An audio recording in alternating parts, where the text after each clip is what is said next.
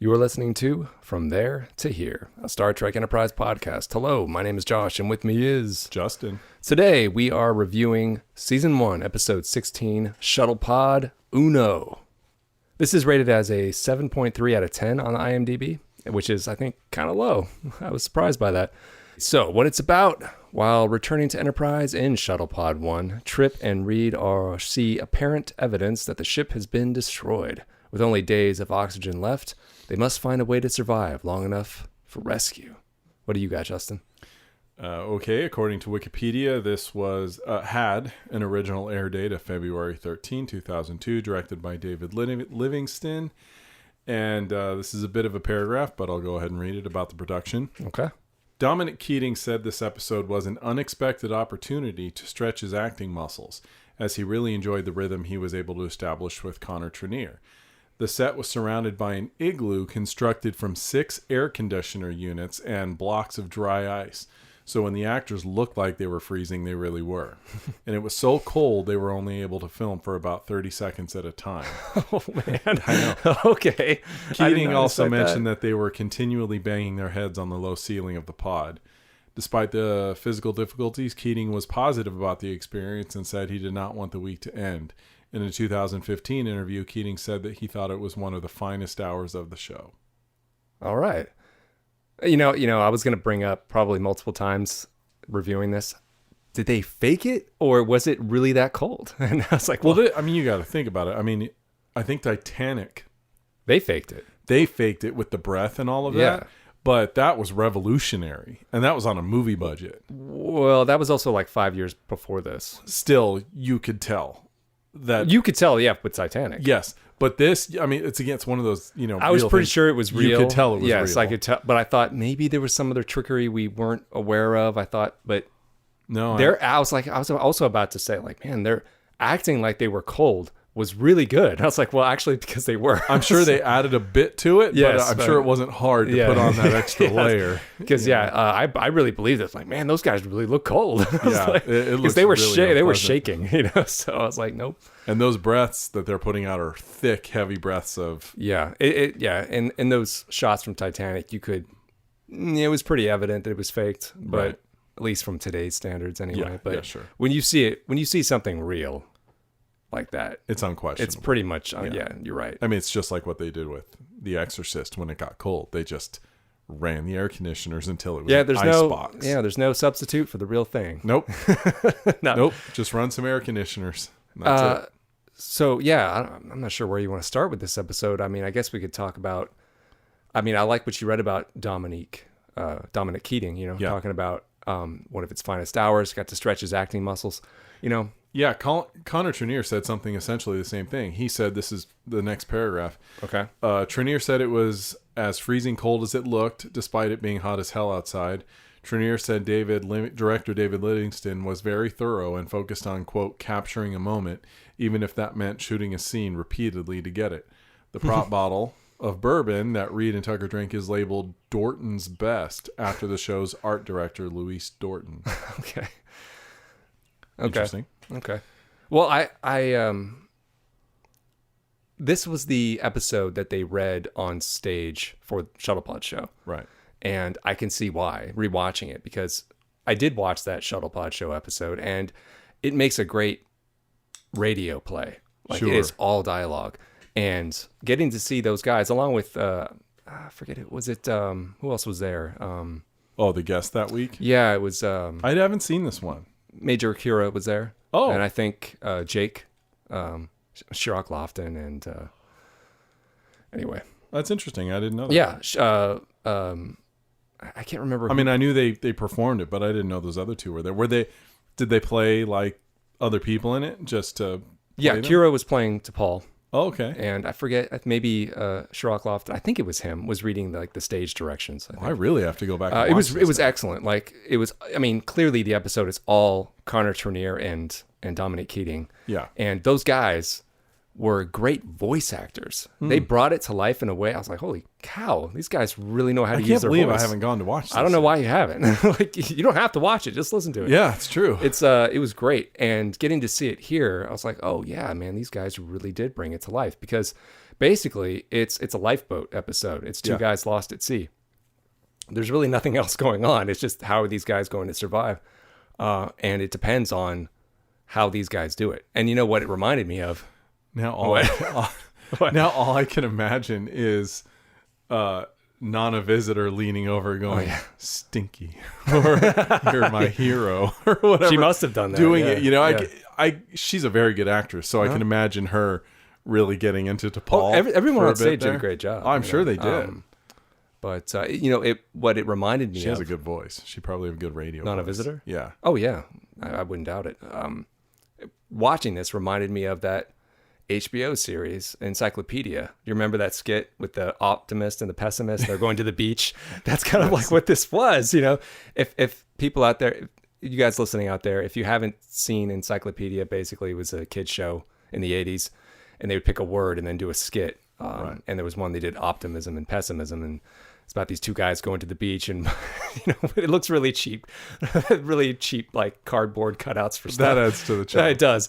But one guy is like being a pessimist. He doesn't want to go. We're going to go to the beach. It's going to be great. The other guy's really happy. He's like, it's going to be raining. We're going to be stuck there. It's going to be terrible. And that's kind of like what this episode was like. Then we're going to die. Yes. Basically, it was that same flavor with these two guys. On the drive to the beach, they hit a lot of traffic. Boy, everyone wants to go where we're going. Must be a great place. By the time we get there, it'll be dark. We'll trip on something, we'll hit our heads, and we'll die. Please, let's go back. Please. I mean, if you want to break down the episode, we can do that. We can go from beat to beat if you want. You know, I don't know think we need to. I think I'll lead with the thought that I had, though. Okay. First of all, I thought they were drunker for much longer. In your memory? Yeah, in my memory. Okay. So that's one thing. I wish they had been drunker. Yeah, longer. like in my memory, I remember them being drunk longer, but it seemed like only about the last 10 minutes or so. And not even the yeah, the whole 10 minutes. In my memory, it was like, I thought it was like half the episode they were Yeah, plastered. I really wish they had been drunk the entire time. Yeah, it turns out no. But I do have another thought, which is I think it was a mistake, even though it's Star Trek and you know, but I think it was a mistake to have anything on the Enterprise until the boys hear the radio message. Oh yeah, it takes away Hoshi. some of the tension. It does. Yeah. I just think it should have started with the shuttle pod alone, and you should have been alone with them and feel their misery all by themselves. Don't cut away to anything else until you hear the radio, and then you can cut to Enterprise. Yeah, I kind of agree with you. I think that does take away the stress of them. I mean, of course, we would know. Of course, we know that the Enterprise is not fine, dead. But structurally, you shouldn't show that. No, I agree. If they would have taken out those bits, I guess it would have shortened the show a little bit. And no, they would have just added more stuff with them. Well, that's what I meant. They would have added more with them. Yeah. Yeah, I think you're right. I think they still would have had that dream sequence. So it still would have been okay. We would have gotten some time with Enterprise. But yes, I think it was a bit of a flaw to do that. I agree. Yeah, it's not like it makes the episode bad or anything. No. But it definitely would have. Because we know what they don't know, and it's evident to us. We know they're going to be fine. Yeah. We know Enterprise is out there. But even there. if you don't know that, you know it's Star Trek. Of course, Enterprise isn't dead. But still, don't show it. You just don't show it under those circumstances. Well, I think it's supposed to add a dash of, this is just a guess, like a dash of humor to an otherwise deadly situation, because they're under the belief that Enterprise has been destroyed. They're all dead, and that they have there's no hope. But we know that it's not. So we think, Malcolm being knocking on death's door already, like writing, talking to all the women he's loved, writing letters to them, it seems more funny that way. I see what you mean. However, I think it's worth the trade for one thing. And if anything, I mean, even though we know that Enterprise is there, and even if we know Star Trek, if you know Star Trek, they're not gone. But even though we know Enterprise is out there and we see it, there's still the threat of their death because they're too far away. They don't know and all that. So at the end of the day, just don't show it. It really doesn't add anything to the episode other than a way to cut away from the scene. Well, I think it probably I think you're probably onto something here. I think that was probably the way it was set up, like in the writer's room at first. I'd like to think it was. What And writer wouldn't? Somebody do that? shot it down, like a producer, and like, oh, we can't let people think Enterprise is blown up and they're dead. That's too depressing. Throw in something where there was an accident with a shuttle, and that's what they saw on the moon. That's Right. And yeah, I guess I could see him throwing that in at the end. But I mean, come on. Even the producers of this must have known. Hello, everyone knows it's Star Trek. Of course, they're not dead, but just let us have it. Play it out as if it's true. That's all. That's all I'm saying. They should have just done that. Well, I agree with you, but this is what we got, and considering that, that's fine. It's not. Of course, had doesn't they defeat the realized that this would go down as one of the best Enterprise episodes, they probably would have done it that way and said, put everything on the shuttle pad. That's what people like, and make them drunk sooner. Because that's what people like. Yeah, in hindsight, yes, I would agree that's with you. probably But exactly what they considering would have that score in the IMDb, I'm surprised. Yeah, That I was too. actually kind of low. Frankly, I expected it to be higher. Yeah, Shadows of Pajem was rated higher than this. Oh, no, that's not right. I know. I was That's not surprised. right. So who's voting on this thing? know. Shuttlepod One's clearly, Voyager fans, that's who. this clearly is the superior episode. Yeah, that's very bizarre. It's the dialogue is so good between those two guys. Oh, yeah. Yeah, and I don't know if the actors bonded in real life with this episode. I'm not sure. Hard to say. I mean, this Maybe. was only episode 16. So, I mean, the drudgery of work, I'm sure they chatted here and there, but this was, I can't think of another episode where they shared significant screen time together. Do you think this is like what really cemented their personalities? As characters? Yeah. No. I think both of them were pretty well established by then. If anything, it just further solidifies that Malcolm is not who you think he is. No, this really kind of throws you for a loop about Malcolm. Every time they give Malcolm screen Yeah. time, you're like, gosh, he's nothing like what I thought. Well, after that Silent Enemy episode where Yeah. they're trying to figure out what kind of food he eats, they make him out to be this very mysterious character. Not even his parents knows who he is. And then here he turns out to be this kind of like a drama queen almost. He's got a lot of layers to him. Yeah, you can be quiet and withdrawn and still be your own drama queen. I mean, I he's guess not that's trying to put that upon anyone else. If there was 2 rooms to the shuttle pod, he'd have been back there doing it privately, but there wasn't. So Yeah, I guess he that's was true. doing what he thought he had to do, and you mean it, you believe it when he says, if you want to record your messages, I promise I will not interfere. Yeah. Like he won't. Sure. How did you feel about Trip in this episode? Because you've been kind of hard on Trip lately. In this episode, Since we started reviewing this show. No, see, this is what I mean. This is, I don't know what the secret sauce is, but Trip is being very obstinate in this, but he doesn't come across the same way he does usually when he's dealing with an alien or T'Pol. I don't know why. I don't know what it is. He's frustrating because he's so hostile, but then so's Malcolm because he's so dramatic. They're both frustrating. Well, for different ways. But to address your question okay. directly, no, I don't feel that same thing from him that I dislike in other episodes. Yeah, forget the word you used. It was Petulant? Petulant. There you go. That Petulant. explained it. Yeah. Yeah, he's not like that here. No. Everything he says is valid. Well, because I think Trip is reacting as anyone else would react in that situation. Well, it's also like what you said. Why is- He's being he's trying to stay optimistic. Right. But Malcolm is the one like, I would be annoyed if I was in there with Malcolm. Like, shut up already. Exactly. That's when he says, that can't you just justifies record one message and then tag whatever at the end so you don't have to do it 5 or 6 times? And he's like, no, there are meant to be subtle differences. I would never say she has a nice smile. With her, it was the eyes. I was like, okay, buddy. Yeah, no, So melodramatic. Yeah, it absolutely is. It's great. Yeah. Probably the best. I can't really slight this episode anything other than what we brought up at the top, the flaw with going back to Enterprise, although that was fine.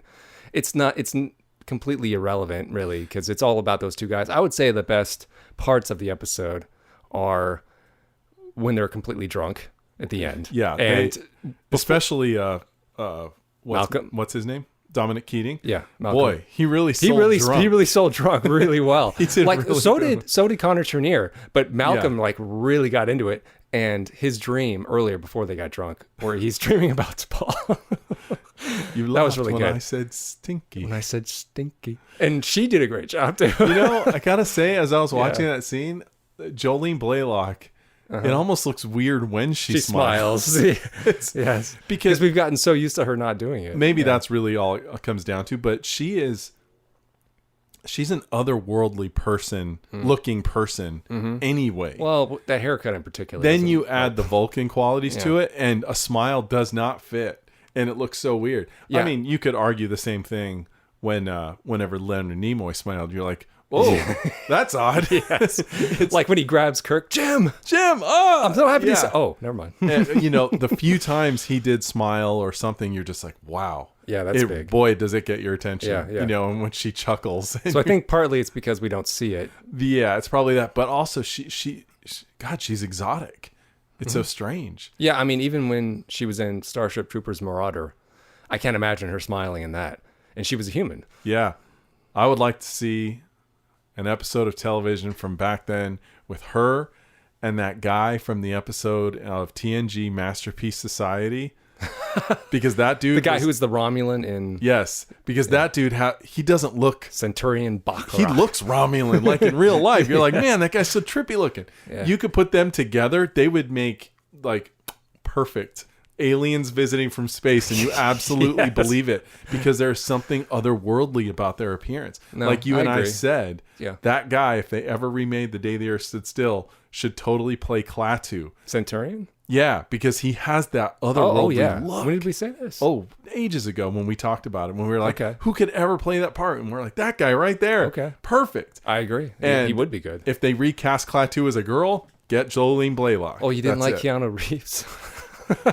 I love Keanu Reeves, but not in The Day the Earth Stood Still. He wasn't the worst thing in that movie. No. To be fair. But he had no business being in it. No honestly. business. No business. No. I lost my... See, this is the problem that you talked about in the last episode, where you said, if the episode is really good or down the middle, we don't have anything to say.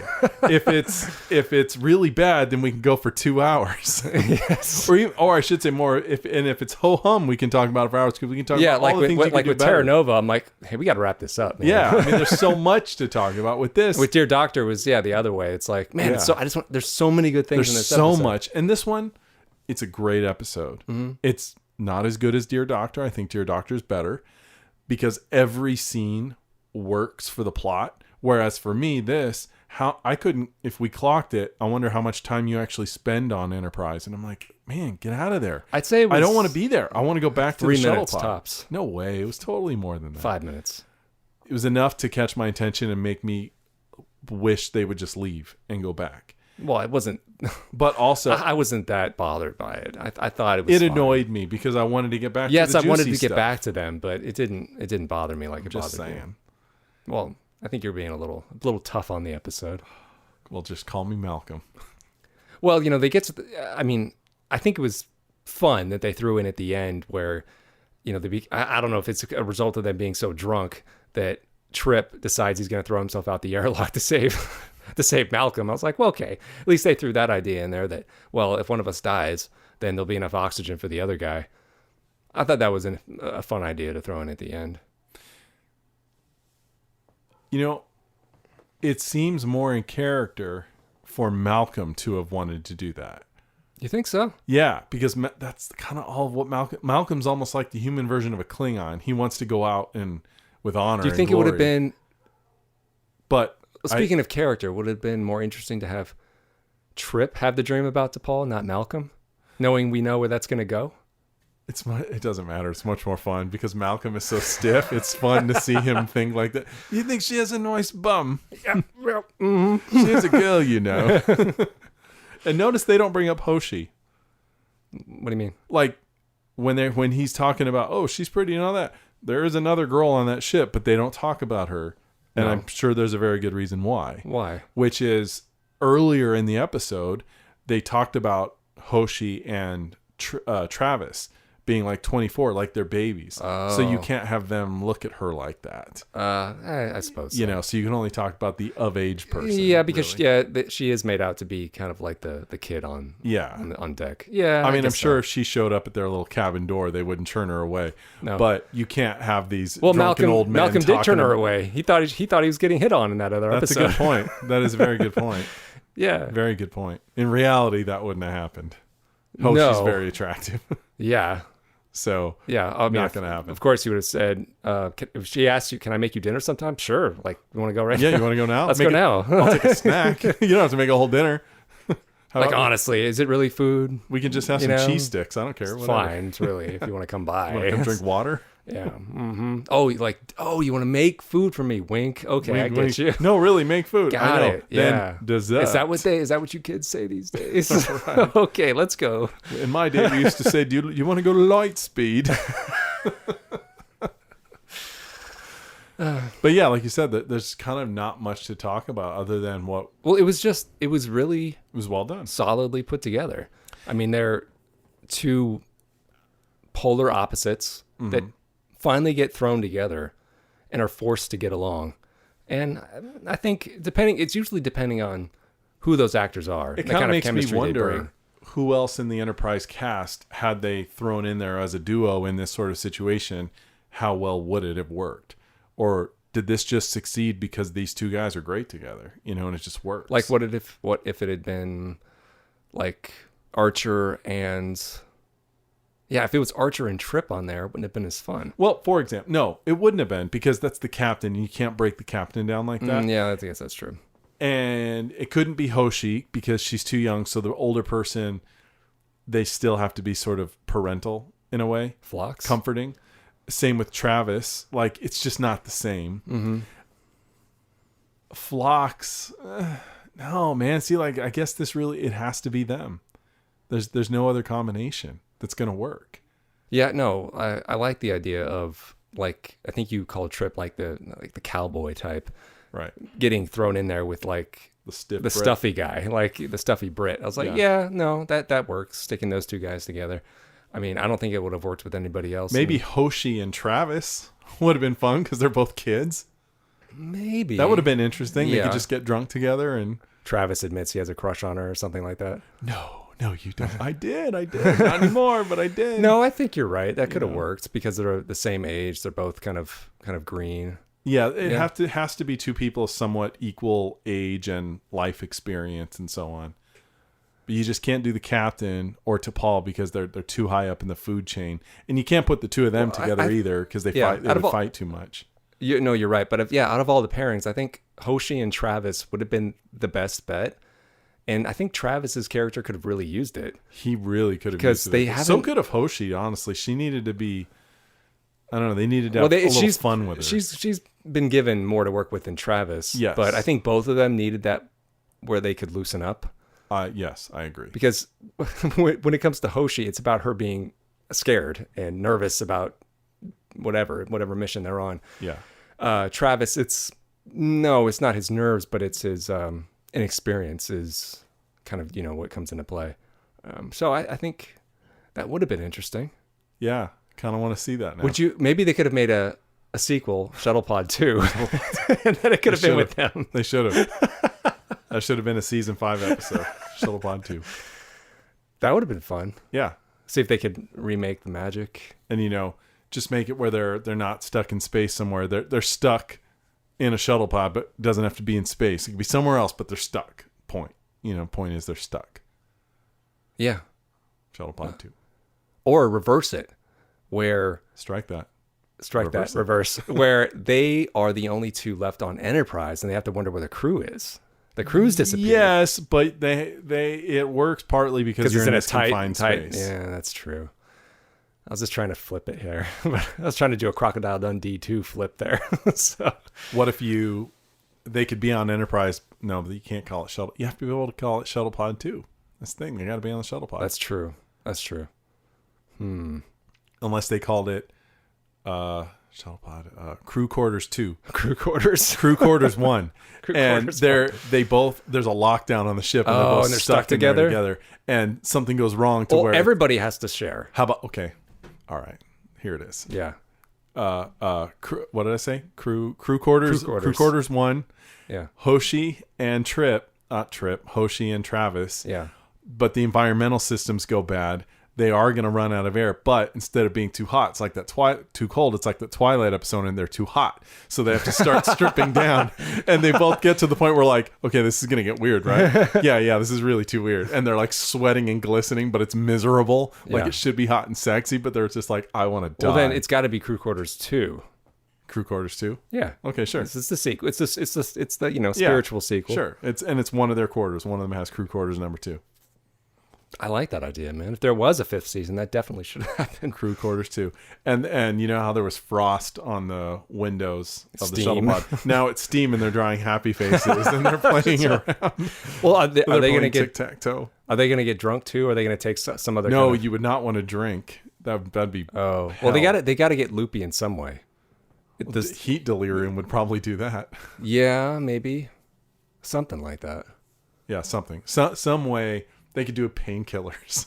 Yeah, It's maybe. miserable. I'm going to take this. Oh. Like Malcolm when he's on the ship that one time with Archer and he gives him the shot in the leg. Oh, and yeah. he goes, please, sir, may I have some Some more? more. They could just keep shooting each other with that. Hey, that feels good. And it could end with Blocks coming and go, you damn kids, that's not a toy. It felt pretty good to me. That'd be funny. Yeah. Crew Quarters 2. What if he walks in and he's like, oh, God, it's like a sauna in here. Why didn't you guys adjust the atmospheric controls? They're right here. They're not broken. We thought they were outside. And like someone would open the door and they would just drop out. They thought they were going to die, but really the irony is they were in no danger whatsoever. Yeah, but we don't cut back to the crew this time. No. We always stick with them. Whatever it is, it has to start with him going, thank God we made it in here. Yeah, just imagine everyone else on the ship is probably dead. Every hallway's flooded with nerozine gas, whatever. Yeah, and we're nerozine. stuck That's here. good. And that guy shot, and the panel got busted or something, whatever. So they think they're doomed and they have to stay in here and they can't leave. Yeah. And they try to get out through a crawlway, but it's blocked by bars and beams. There is no secret passage out. Like they're stuck. Okay. Yeah. Did you have anything else you wanted to... No, just Well, what do you... Rick Berman, take that script and Yeah, put my name on it. Yeah, Rick Berman. Rick Berman. What do you grade this episode? I'm gonna give it. Well, let me hear yours first. What do you? I give it an A. Okay. I'm gonna give it an A-. I'm shocked. I thought for I sure really don't care for seeing the Enterprise before they hear their voices. I on the don't think radio. that's enough to knock it down to an A-. It was enough for me. Man. Okay, all right, jerk. All right. And it gets that minus because there is no sequel. Crew Quarters 1 or Crew Quarters 2. Crew Quarters 2. We should have had it. Yeah. And So this episode what's is now guilty by association of it not being there. okay? Now that's a little unfair. What's coming up next? Seriously, the A- is because No. yeah. I got you. Fusion. Fusion. What is that about? Let me go back. Hold on. Fusion. Give me a second. Fusion is that doesn't help. Can you give me a nutshell here? Enterprise encounters a group of unconventional Vulcans, one of whom leads T'Pol into further exploring her emotions. I remember. Oh, It's got that okay. creepy dude. Yeah. Okay, I remember Yeah. that. Oh yeah, isn't Okay. that is that the same one? Let me see. Is that the same one that has what's her name in it? No, it's not. Oh, that's a different episode. The actress who played Data's quote unquote mom in that one episode, she plays sure. a Vulcan later. Oh. But that's not this episode. This is just with that guy. Oh, I mean, I didn't know that actress came back. Yeah, she plays a Vulcan. Okay. Yeah. I looked at the cast. It's not this one.